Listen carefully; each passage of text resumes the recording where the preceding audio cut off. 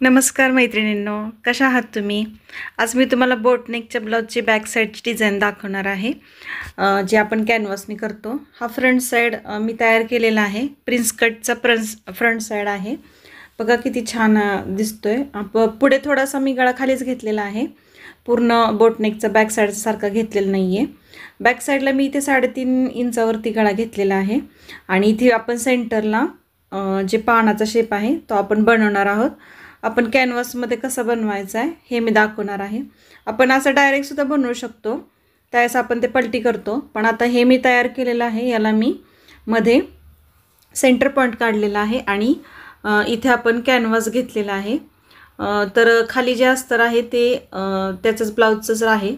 तर आता हे कॅनव्हास जे आहे ते आपण एक फोल्ड करून परत एक फोल्ड करणार आहोत आणि त्याचा सेंटर काढणार आहोत.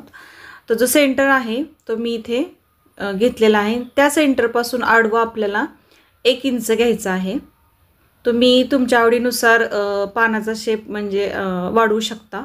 मी इथे खूप मोठा घेतलेला नाही आहे. वरती मी इथे सेंटरपासून 2.5 इंच आणि खाली 2.5 इंचावरती खूण केलेली आहे. सेम दोन्ही घेतलेला आहे आणि मी इथे आता 2.5 इंचापासून जो 1 इंच दिलेला आहे तिथून मी याला पूर्ण शेप देऊन घेत आहे. खूप सोपं आहे हे. फक्त म्हणजे करायला एखाद्याला अवघड जातं म्हणून मी हे तुम्हाला व्हिडिओ शेअर करत आहे.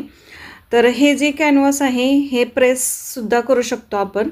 याच्यावरती एक साईडला आपल्या ह्याच्या एक साईडला असं थोडंसं शायनिंग असतं, ते आपण प्रेस करून त्याला चिटकू शकतो म्हणजे अस्तरला.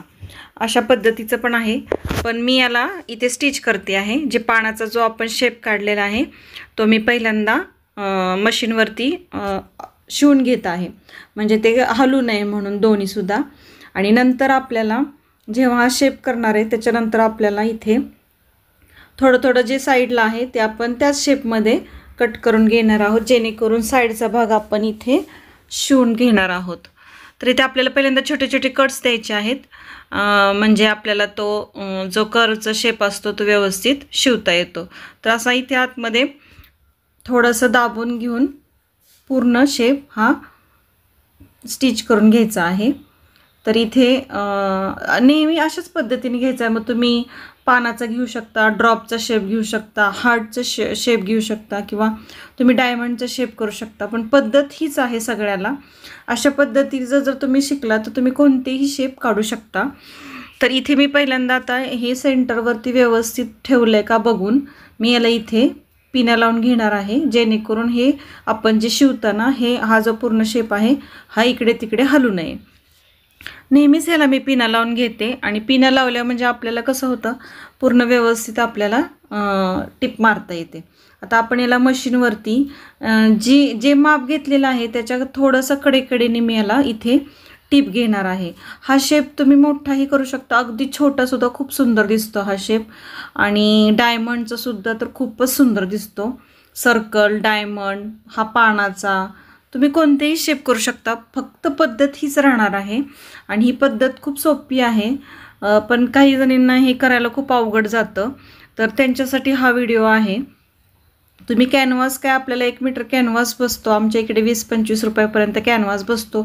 खूप त्याच्यात ब्लाऊज आपले तयार होतात आणि कॅनव्हास लावलं ना तर ते खूप सुंदर फिनिशिंगमध्ये ब्लाऊजचा गळा हा तयार होतो. जर तुम्ही असंच केला ना तर तो थोडासा काय होतं, असं कापड उभं वगैरे राहतं. पण कॅनव्हासला काय होतं, कॅनव्हासमुळे तो आहे असा गळ्याचा शेप छान दिसतो. म्हणून नेहमी अशा गळ्यासाठी आपण कॅनव्हासच वापरायचा. बऱ्याच जणांना कॅनव्हास वापरता येत नाही किंवा त्यांना तो अवघड जातो, पण अजिबात काहीच नाही. सेम अशा प्रोसेसमध्ये तुम्ही केलं तर तुम्ही कोणतेही शेप काढू शकता. तुम्ही डबलचा शेप काढू शकता, 2 ठिकाणी पण काढू शकता. फक्त ही प्रोसेस माहीत पडायला पाहिजे की हे कसं करायचं आहे. तर हे बघा, आता मी ते पूर्ण सगळं आतमध्ये पलटी केलेलं आहे आणि याच्यावरनं मी आता दाबटीप घेणार आहे. दाबटीप घेतल्याने तो कॅनव्हास आपला व्यवस्थित फिनिशिंगमध्ये राहतो. आणि ही दाबटीप पहिल्यांदा आपण आतल्या साईडला म्हणजे कट टू कटची दाबटीप घेणार आहोत आणि नंतरची जी आहे ती त्याच्या शेजारी अजून एक आपण शिलाई मारून घेणार आहोत. असं केलं तर हा जो आपण कॅनव्हासचं जे साईडचं आहे ते म्हणजे जी आतमध्ये पट्टी दुमडली आहे ती बाहेर येत नाही, ती पण त्यातमध्ये फिक्स होऊन जाते. समजा तुम्ही एकच टिप मारली तर ती पट्टी कदाचित नंतर ती बाहेर येऊ शकते, म्हणून इथे आपल्याला 2 टिपा घ्यायच्या आहेत. तर तुम्हाला हा व्हिडिओ कसा वाटला हे मला नक्की कमेंटमध्ये सांगा.